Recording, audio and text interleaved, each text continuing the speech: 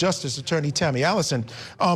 Tammy, I mean, that's my main point here. These witnesses, they move the ball one way or the other for either side. But at the end of the day, they're limited in what they can provide this jury because there's so much that they don't know, so much that they didn't see. Yes, absolutely, and that is a problem for Johnny Depp and his team to put on their case in chief.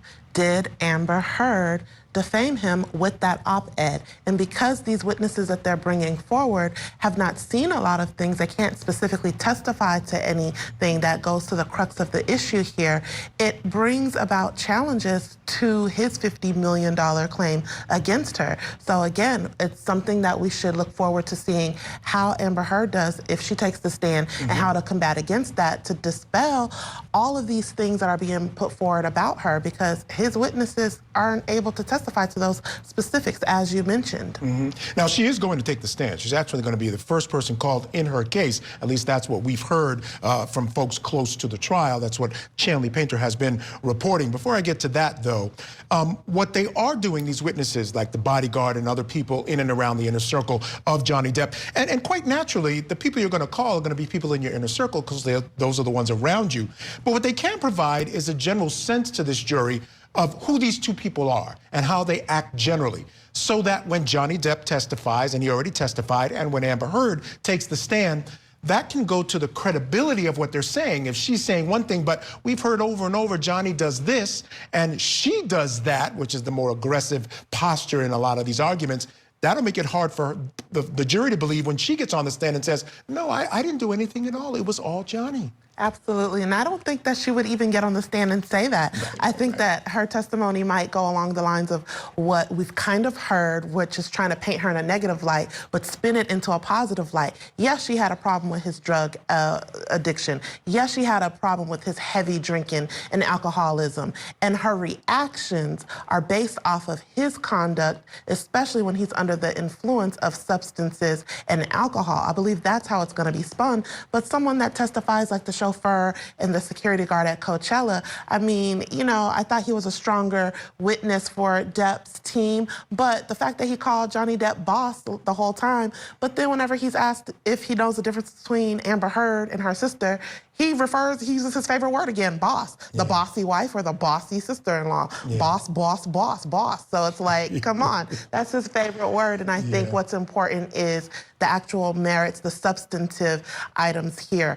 Is what she wrote in the op-ed, is that defamation, and did he lose out on money? Yeah, now earlier today, we heard a little bit about that op-ed, but we also heard about something that goes to, I believe, Amber Heard's character, or at least that's what Johnny Depp's team wants this jury to believe. I want to listen to some testimony of Terrence Dougherty. He's the chief counsel for the ACLU, talking about some money she had promised to donate to the ACLU and what happened surrounding that money. So let's take a listen.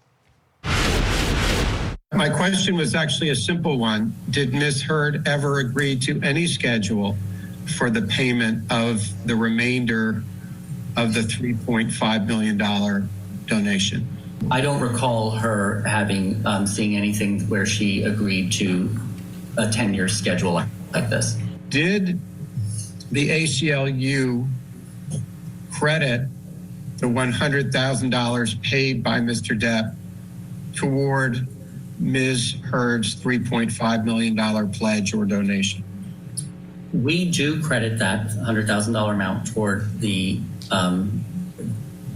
toward Amber Heard's charitable giving to the ACLU. Where, if at all, is that credit reflected in the ACLU's records? There are documents that we produced that show the fact that this was considered part of Amber Heard's charitable giving to the ACLU. All right, Tammy, as Amber began to take the soapbox and talk about being the face of domestic violence, she promised to give $3.5 million, half of a settlement, a divorce settlement with Johnny, to the ACLU, the other half to a children's hospital.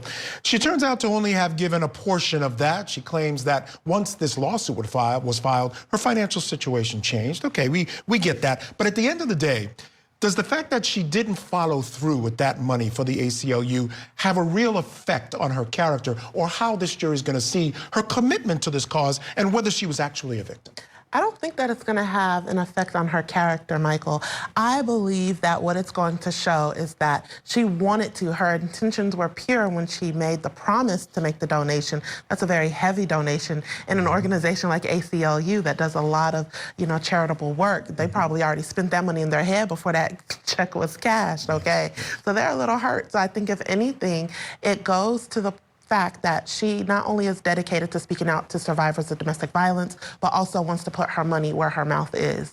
Yeah, fair enough. And again, I agree with you. ACLU does a lot of good work on behalf of domestic violence folks and protecting folks' rights. So it was a very generous gift, but things change. They do absolutely change. You're looking at the courtroom now. Looks like Johnny is headed on his way out. Again, as you guys know, their court is dark on Fridays. So this ended the week. They'll be picking up again on Monday. We're expecting Johnny Depp's case to continue through perhaps the middle of the week. And then Amber Heard will start her case. We understand she is going to be the first witness in her case. I'm going to toss that around with Tammy when we come back. But right now, we do have to take a break. But before we go, here is a quick reminder. Tonight and every night for the duration of the Depp-Heard defamation trial, join me as I bring you a special hour of testimony of the day. Get caught up on all the best moments from the day's courtroom action during a special hour starting at 7 p.m. Eastern. All right, the Depp-Heard trial is like a who's who of the Hollywood elite. We're getting a look at the private lives of celebrities and how some of them factored into both Depp and Heard's lives and even their vices. And then later in our Talk Back segment, do you think the testimony that Heard didn't pay the ACLU the full $3.5 million she pledged undermines her claim of being abused? Let us know what you think. We'll share some of your comments later on in the show.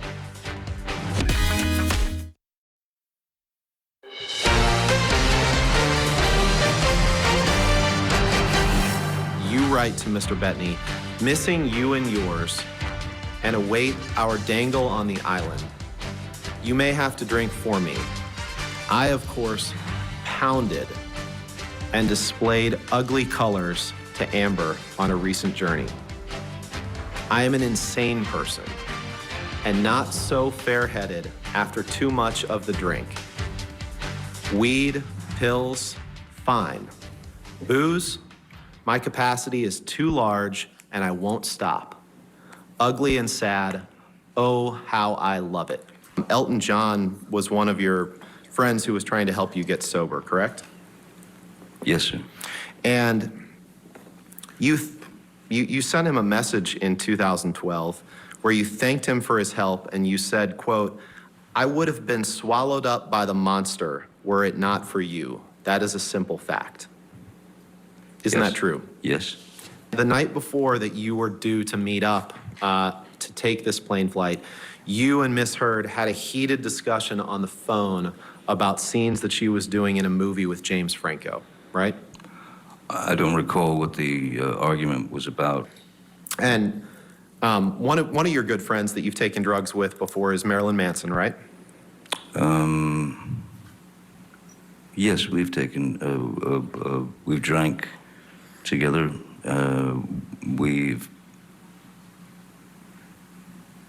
We've had cocaine together maybe a couple of times. Okay. Pills, right? With Marilyn Manson? I once gave Marilyn Manson a pill so that he would stop talking. Well, those so are just much. some of the huge names being dropped during the Depp-Heard defamation trial. The witness list includes names like Elon Musk, James Franco, and Paul Bettany. Actress Ellen Barkin is also slated to take the stand for Amber Heard. She once dated Depp and claims to have witnessed his temper. Court TV legal correspondent Chanley Painter takes a look at Barkin's relationship with Depp. Shut up, answer my questions so this doesn't come back to bite us. Ellen Barkin, who starred in the TNT series Animal Kingdom, is expected to make an appearance in another drama. All rise. Circuit Court of Fairfax County is now in session. The Honorable Penny Ascarati presiding.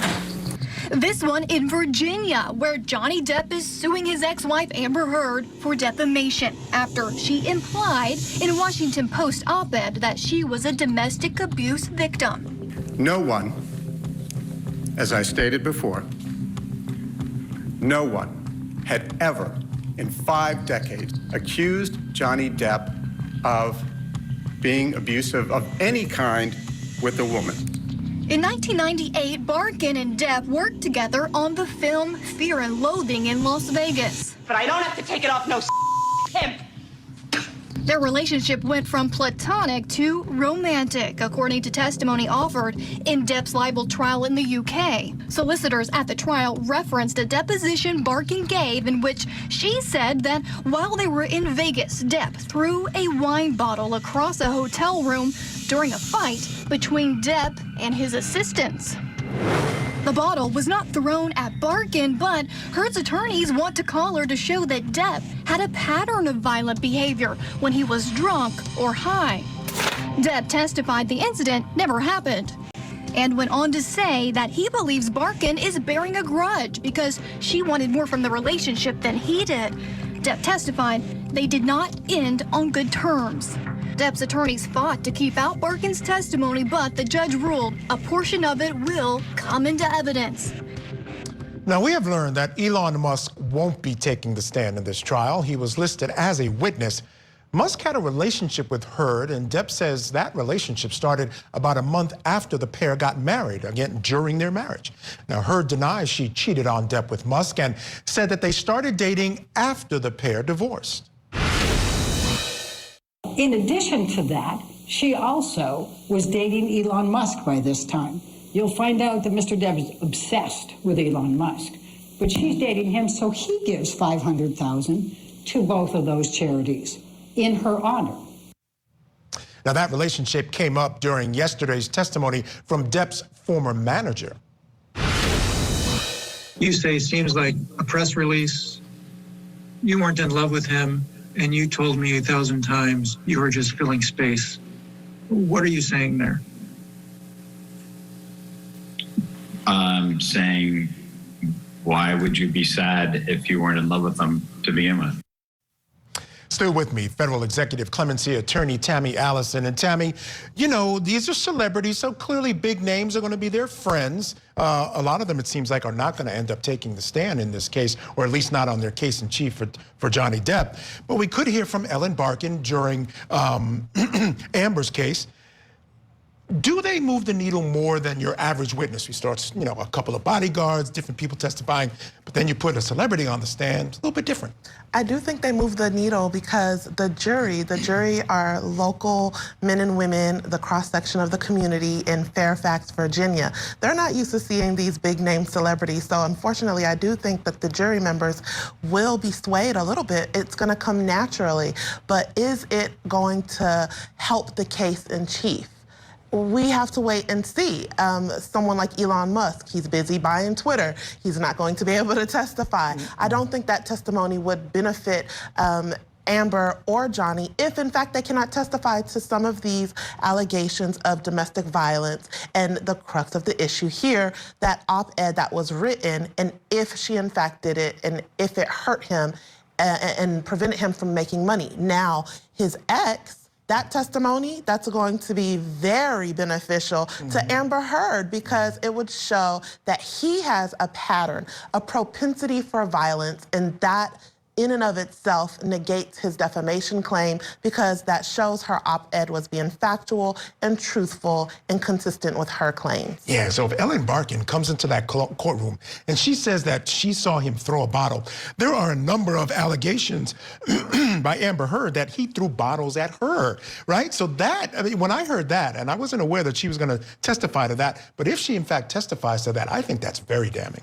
Very damaging testimony if, in fact, that's what she testifies to, and if, in fact, the jury is swayed by that. Because, yes, that is a big name, but her name really is not that big. So I doubt that It's pretty big. It's she's very got a big big show right now. She's not Pirates of the Caribbean big. No, you know, so that's fair. I don't think the jury is going to be that, you know, shooketh. I think they will focus more so on the substance of what she testifies to as opposed to her star status. Let me ask you this. Now, when Amber does begin her case, She's expected to be the first witness. And I'm wondering if you think that's the right move. We've heard a lot of negative things about her, particularly about her psychological state, the fact that she may have borderline personality disorder, she may have histrionic personality disorder, a couple of different problems, which I think are going to color how you hear her testimony.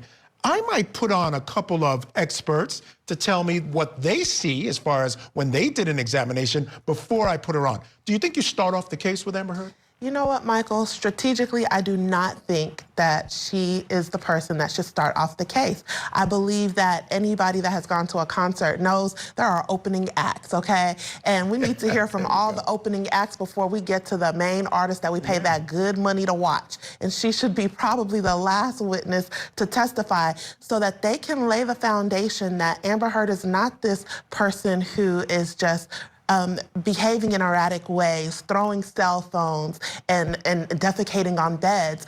No, she needs to wait and have other witnesses testify, not only to what was alleged against her, but also her conduct and her mental state, and then bring her on to testify, and then she can loop it together, connect all the dots, and mic drop. There you go, and I'm with you 100%. You got to lay that foundation before you put it in. And I think the analogy you made is great. You put the opening acts on first before you put the big stuff. All right, stand by, Tammy. We're going to take a break. Attorneys for Johnny Depp started off today with testimony from the chief counsel of the ACLU. We're going to hear what Terrence Doherty had to say coming up next on Court TV, so keep it right here on your front row seat to justice. Free at SmileDirectClub.com.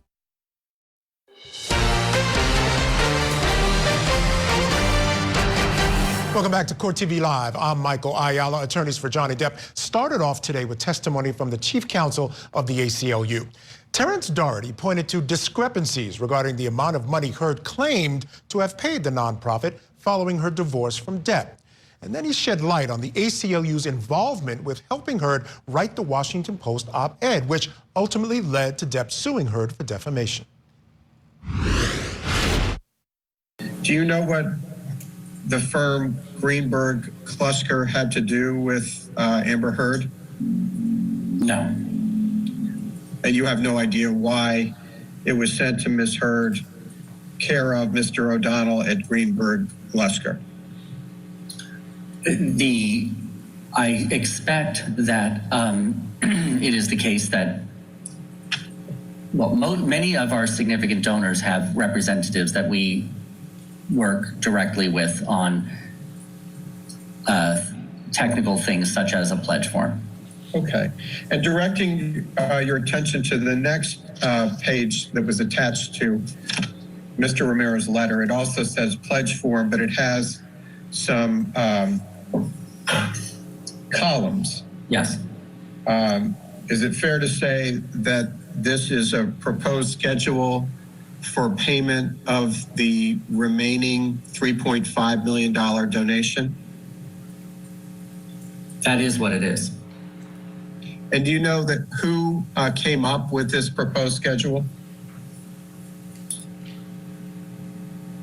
I don't know who prepared this form and don't know who told the person who prepared this form to do the gift payment schedule in this way.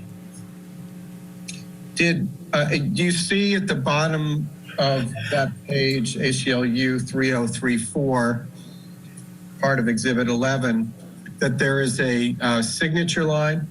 Correct, yes, I do. Did Ms. Heard ever sign this pledge schedule? No.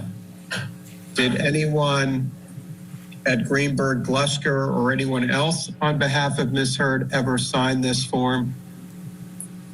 No. Why not? I don't know the answer. Did Ms. Heard ever agree to any schedule for the payment of her $3.5 million donation? There are documents that we produced that point to Ms. Heard being aware of this as a multi-year commitment, including the Elon Musk email to Anthony and back and forth between Anthony and Amber on an annual basis about her, about this gift. My question was actually a simple one. Did Ms. Heard ever agree to any schedule for the payment of the remainder of the $3.5 million donation? I don't recall her having seeing anything where she agreed to a 10-year schedule like this. And Mr. Richard says, Amber Heard is an ACLU ambassador for women's rights since 2018. She also pledged her full settlement to charity. Do you see that? I do. And Ms. White's response, yeah, I think that's safer. I had nightmares about this last night. I'm very upset. Do you think this is okay? Why was Ms. White so upset about the characterization of Ms. Heard's charitable donations or lack thereof? My understanding is that as a communications department professional, Jessica was concerned about these news articles that were appearing and what impact they would have on, you know, how the ACLU and its work with Amber is seen. She was concerned that the ACLU was not telling the truth about Amber's paying the $3.5 million, correct? I don't see it that way. I see it as her doing everything she can in order to produce a correct statement to the press. Wouldn't the correct statement to the press be that she's short $2.3 million? As I testified earlier, that's not the kind of thing that we would ever say about a donor to the ACLU. Instead, we would, especially when it isn't the fact that there was any specific time period by which we were supposed to have received, you know, any specific amount of money, considering that she didn't sign the pledge agreement, and therefore, you know, there's an attempt to, so as an organization, we attempt to work with our donors who are having financial difficulties in order to receive, you know, the funding from them that they want to give to us. So no, I don't see this. I don't know. We would, in that sort of scenario, we would never say she's short anything. Directing your attention to the email at page number ACLU 1700 from Ms. White's to Mr. Richard, dated July 31. She says, I'm just stressed about her and the difficulties with all this. Who is her? Assume that is Amber Heard. Why was Ms. White stressed about Amber Heard? Because this is a stressful thing to have these kinds of news reports out there, and in particular about an ACLU ambassador. What kind of news reports are you referring to? What I believe the Reuters article, from the Reuters article. And what did the news article say that was distressing? I think it was the tie between the attempts to make Ms. Heard look poorly in the press regarding her donations. But did you talk to Ms. White in preparation for this deposition? Yes, I did. What did she tell you about the donations and how she was stressed about Ms. Heard? Ms. White's didn't say anything specific about that. You didn't ask her about why she said she was stressed about Amber Heard and the difficulties with all this? I believed in reviewing the documents that I had an understanding of why this was a difficult situation for many people. So the answer is you didn't ask her about that, did you? I did not ask her that question. I guess we'll have to. Did you ask her about the nightmares she had about Amber Heard and why she had what the substance of her nightmares were about Amber Heard? No, I did not. Still with me, Federal Executive Clemency Attorney Tammy Allison. And Tammy, you know, that whole thing with the ACLU is an interesting dilemma, I think, for this jury. Certainly there was manipulation going on, but one can understand the manipulation, especially on the part of the ACLU. They wanted to manipulate the timing. They wanted to manipulate the wording because Amber Heard is not necessarily a writer. So they did a lot of the initial writing, the editing, the things that they wanted said in the op-ed to get the most impact. All these things are expected with organizations and charitable organizations like the ACLU. Yes, absolutely. And I think it's a situation where they mutually benefited from each other, right? So Amber getting her story out there and almost kind of being like this ambassador, as we've heard, in the face for surviving domestic violence. And also the fact that she could put her story out there, which could lead to more opportunities for her. And then for ACLU, that financial aspect of it, being a charitable organization, they do a lot of work, and their staff are severely underpaid and overworked. So those types of donations, can be, altering for an organization like that. But I don't necessarily think it's a bad thing that, she committed to donating such a large amount of money. I don't think it speaks to her credibility. I do not believe that the only reason why she did the op-ed was for exposure. It's interesting. A lot of people seem to paint what she did with the ACLU as sinister, part of a larger plan. This was all part of putting herself out there. It was in the midst of the Me Too movement. This would make her name bigger and advance her career. What would you say to people who have that sense of what happened there with the ACLU?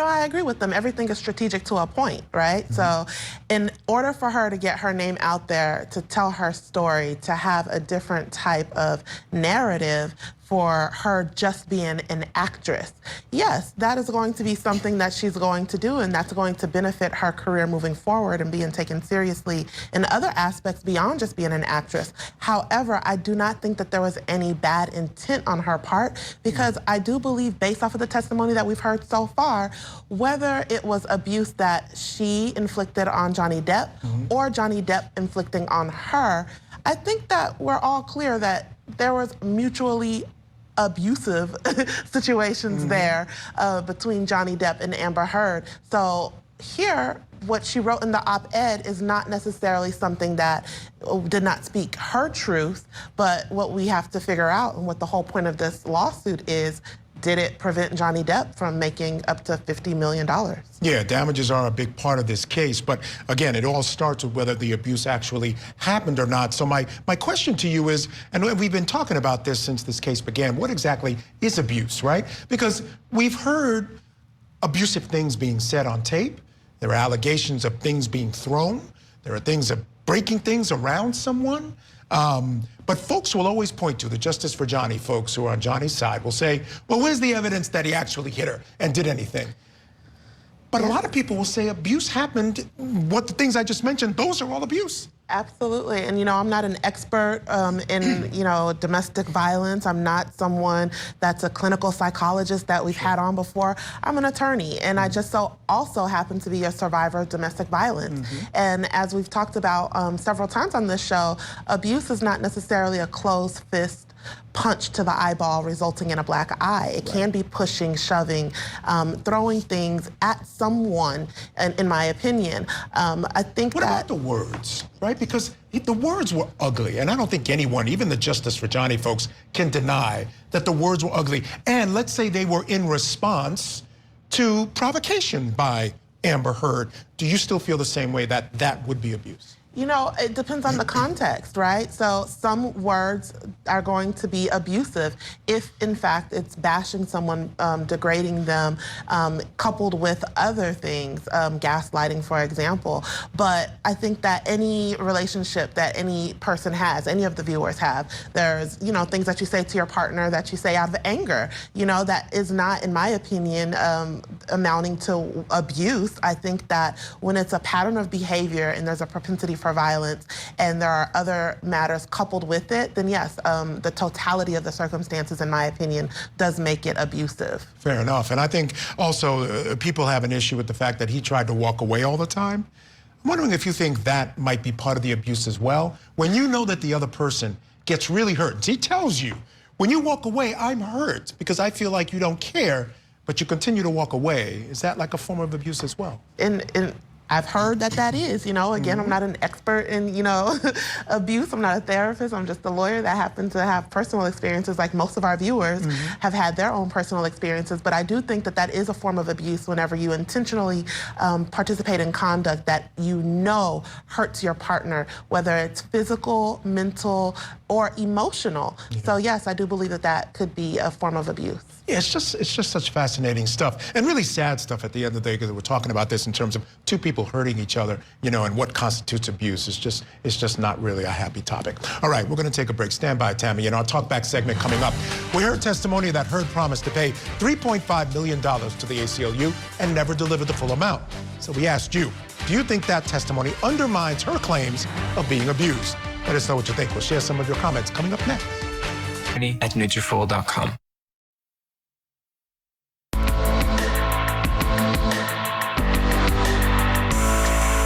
Welcome back to Court TV Live. I'm Michael Ayala. It's time for today's Talkback segment. Each day, we post a question on Court TV's social media pages. We gather your comments and questions and then respond right here on the show. Today, we heard from the ACLU Chief Counsel. Now, he testified about Amber Heard's pledge to donate $3.5 million of her $7 million divorce settlement from Johnny Depp in 2016. Ultimately, she made a $500,000 payment and then a $350,000 payment with a $100,000 donation made by Depp on her behalf. So we asked you, do you think the testimony that Amber Heard didn't pay the ACLU the full $3.5 million she pledged undermines her claim of being abused? Still with me, federal executive clemency attorney Tammy Allison. All right, Tammy, our first comment comes from Debbie. She says, according to ACLU witness this morning, she is still an ambassador for them. If this is true, I will no longer give to this organization, as she has discredited every woman out there that has a story to tell and does not lie. All right, we don't know if she lied or not, right? That's that question. That's the issue here. But let's say she did. Does that, in fact, discredit all other women? How much damage does that do to the movement of dealing with this serious issue of domestic abuse? I don't think it's going to discredit any woman, if in fact she lied. But I actually don't think that she lied. She maybe could have exaggerated some points, but, she provided innuendos about who she was referring to. She never specifically named Johnny Depp. But no, even if, worst case scenario, she takes a stand, we find out it was all a lie. It was all a lie. Look, guys, it was a lie. I don't think that discredits what ACLU stands for or the stories of real survivors of domestic violence. I do think that what it's going to do is bring about some doubt whenever people are claiming to be survivors of domestic violence, whether they're men or women, because people know that there is always a possibility that the person is not telling the truth. Yeah, no question about it. All right, our next comment comes from Deborah. She says, you got that right. They helped her in writing that op-ed. Not cool at all. Here's one I take issue with, Tammy, because at the end of the day, Amber Heard's not a writer. She has a story to tell, and you get someone to help you tell that story. And that's what the woman who worked in the, I believe it was the communications department, helped her write it. She apparently gave her the facts that as she wanted to recount them. And then this woman wrote the op-ed. They did the timing as to when it would come out. But these are all the way you do things in this world today, right? Yes, and for people that are not part of press and media behind the scenes, that's just how it works. Yes. Even for well-versed attorneys and writers, whenever you're writing an op-ed, you work with someone, you work with an editor, you work with the individual whose name is on the line so that everything is perfect to be presented to the world in terms of grammar, punctuation, and the story, and capturing what is hard for a lot of survivors to articulate themselves, putting the correct words together to express how it feels to be a survivor of domestic violence and how other people can come forward to discuss their own personal experiences. Yeah, and that's basically what the ACLU, they did. They gave her a forum to come out and speak her mind. And again, we still don't know if that was true or not. All right, Tammy, thank you so much for joining us today in studio. We're going to have you again tomorrow, so I'm very excited about that. Yeah. Truly appreciate it while you're in town. It's great to have you here. So again, truly appreciate you joining me tonight. Thank you for having me. All right, you have a great evening. Coming up next, a special hour of Testimony of the Day, Depp v. Heard. We're going to break down the best testimony from today, and we're going to do that every day this week. So keep it right here on Court TV, your front row seat to justice.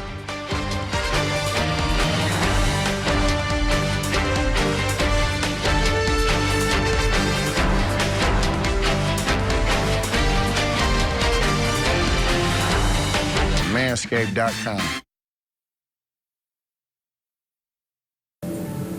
There were a number of things that Amber had expressed from her personal story about her having been a survivor of gender-based violence.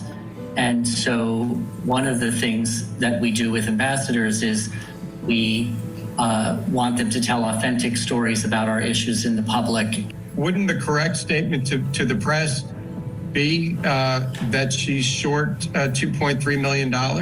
As I testified earlier, that's not the kind of thing that we would ever say about a donor to the ACLU. He directed me to contribute $100,000 to ACLU. In accordance with his instructions, my colleagues drafted the checks, I executed them, and they were delivered to the two charities. He was also required to pay all the community